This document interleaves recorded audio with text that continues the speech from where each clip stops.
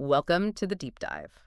Okay, so today we're doing something genuinely new for us. Yeah. We're looking at a source that isn't, the usual research paper or article. It's actually a press release A press release. Okay, for what? for a product. A product claiming to merge, get this, complex human psychology with machine intelligence.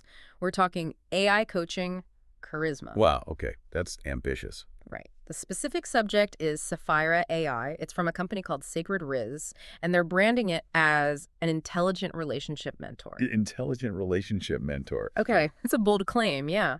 So for you, the listener, this dive is really about understanding how AI is starting to push into these really subjective, intimate parts of being human. And I think that's our mission today, right? To really unpack how this system claims it can train three incredibly human sort of abstract qualities: presence, polarity, and intimacy. Exactly. We need to get past the, Yeah. the marketing buzz and look at the actual mechanics.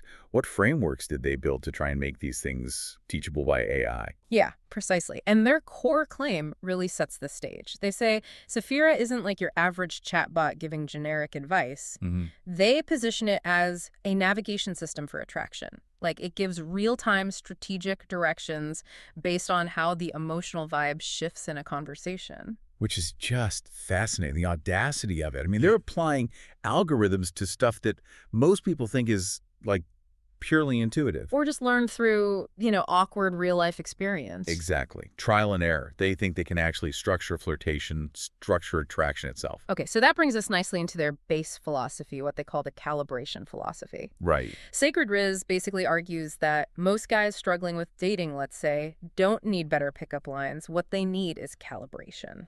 And that's a really key word for them, calibration. It's not just the words. No. In their view, it's this subtle mix of timing, presence, energy. It's knowing when to push, when to pull back, what level of intensity feels right for that specific moment. Yeah, to keep the attraction going, basically. Keep it alive. They see attraction as this continuous, energetic thing, like a loop, not just a checklist you tick off. We've all felt that, right? Saying the perfect thing, but Yeah. just wrong time, or the energy's off. Totally. You missed the moment. That's the human problem they're trying to use tech to solve. And they call the solution energetic calibration. Mm-hmm. And their method. They describe it as a living AI mentorship system. It blends the machine smarts with human psychology to train this energy. Pioneering AI-assisted polarity coaching, that's the term they use. Yeah. And the goal for the user is internal. They want to train you to lead with calm strength, boost emotional intelligence, and express desire that feels authentic, but also measured. Okay, so training the internal foundation before focusing on external actions. Makes sense.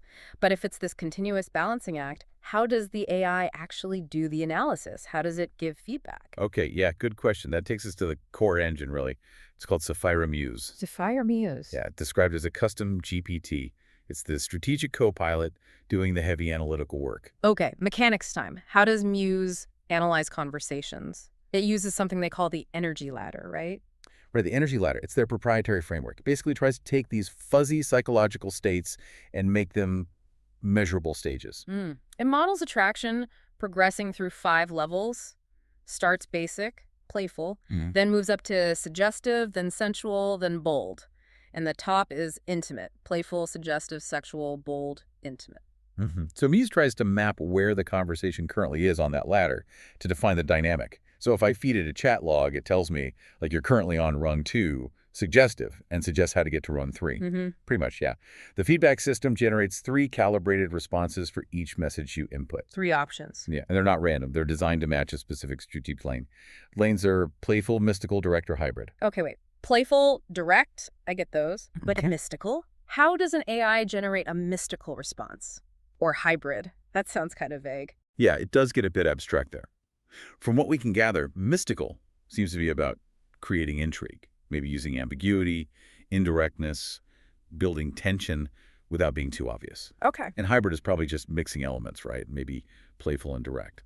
The main point is the AI tries to match the energetic tone it thinks is needed to move up the energy ladder. Okay. But that level of strategy needs memory, right? It needs to remember the whole history of an interaction, maybe over weeks. How Yeah. does it manage that? Good point. That's the multi-contact log. This seems pretty central to how Saphira tracks things. Multi-contact log, what does it log specifically? This is where it gets granular. It doesn't just track topics, it tracks specific behavioral patterns of the other person. Like what? Like response speed, how fast they text back. Detected emotional tone in their messages, their comfort thresholds, like how far can you push things. And crucially, previous points where the interaction successfully escalated or where it stalled out. Wow. Okay, so the AI is basically building a personalized emotional risk profile for every single person the user talks to. It kind of sounds like it, yeah. Anticipating their reactions, their boundaries. And using that to tailor its suggestions. Exactly. But, attraction isn't always smooth sailing.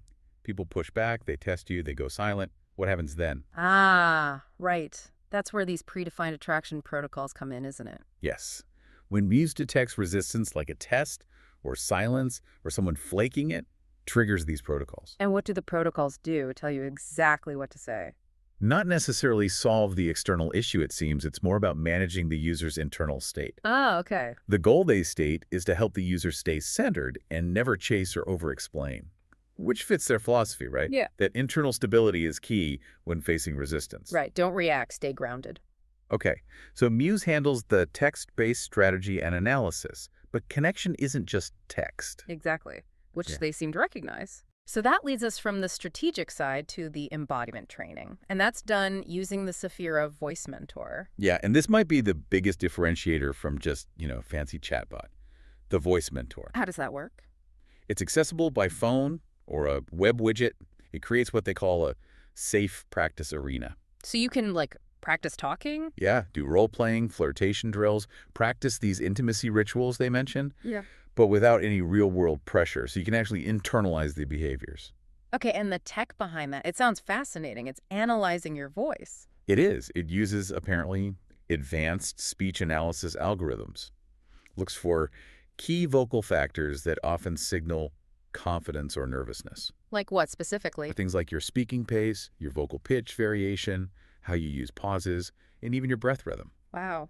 Those are definitely things that give away how you're feeling. They're known biomarkers for emotional states, right? Like Yeah. talking really fast with shallow breathing often signals anxiety. Whereas a more measured pace, steady breathing, Mm. that usually correlates with feeling present, calm, grounded. So the AI isn't just checking if you sound clear, it's trying to quantify those vocal markers of, psychological presence. Precisely. And the feedback isn't just good job. It gives really specific micro-adjustments. To tweak your pace or pauses or breathing. Yeah, all designed to build that audible presence and emotional resonance.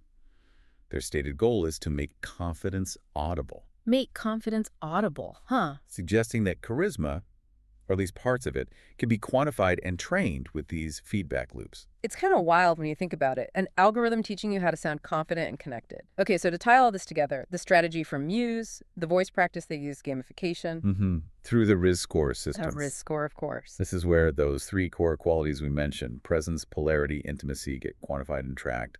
The AI agents are constantly evaluating you on these. Okay, let's break those down. Presence, that seems linked to the voice mentor stuff, right? Confidence, ground of tone. Yeah, that seems like a direct measure of the voice training progress. Yeah. But the second one, polarity, defined as masculine-feminine tension. How on earth does an AI measure that? That seems incredibly subjective.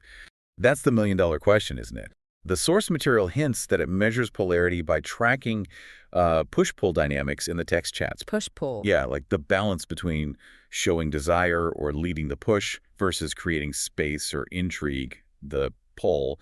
It probably correlates this with how successfully you move up that energy ladder. So it's scoring your ability to create and manage that tension without, messing it up by chasing or oversharing too early. That seems to be the idea, scoring the tactical execution of managing emotional dynamics. Okay. And the third score is intimacy, measuring emotional depth and connection. Right. They claim this is measured by, successfully bringing up and navigating more vulnerable personal topics. So shifting from banter to real connection. Yeah, the ability to make that transition smoothly.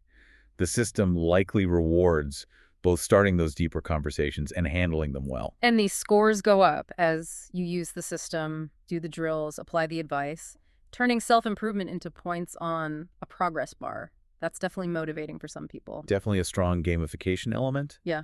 And beyond just the AI tools, there are also supporting materials. Right, they mentioned the Sacred Rizz Yeah, a course. curriculum that they say is continuously updated based on what the community finds useful or needs. Keeps it relevant, I suppose. And the module examples they give things like dirty talk artistry, storytelling for seduction, archetype embodiment, even tantra-inspired rituals. Hmm. It shows they're aiming for pretty comprehensive training, not just quick fixes. Yeah, it's broad. Behavioral, mental, emotional stuff. Mm-hmm. If you step back and look at the whole platform in context, Mm-hmm. Sacred Rizz says their goal isn't to replace human connection. It's to explore how technology might help awaken it. Awaken it. Interesting phrasing. Yeah, they're blending communication coaching, bits of neuroscience, Oh. ideas about digital intimacy, Mm. trying to pioneer this space. It's a very high-tech attempt to fix some very fundamental low-tech human challenges around connection. And just for context, on the market side, they launched this as a premium thing, right? Like $49 a month. Yeah, with a free trial and some bonus guides included. It's positioned as a serious system for people really looking to invest in this area of personal development. Okay. So wrapping this up, what's the key takeaway for listeners from this deep dive? Well, I think the main thing is seeing how AI is really moving beyond just, writing emails or summarizing text.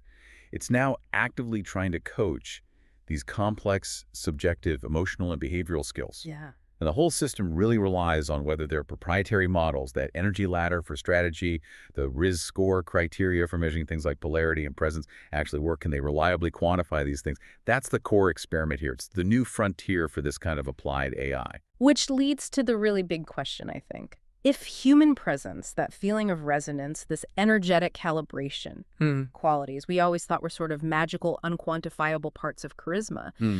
if those can be defined, measured, and actually trained effectively by algorithms, does that change what authentic attraction even is? Hmm. What does the next generation of human interaction look like if everyone starts, optimizing their calibration based on AI feedback? Does it become more skillful or just artificial? That's definitely something to chew on. Yeah, something to think about until our next deep dive.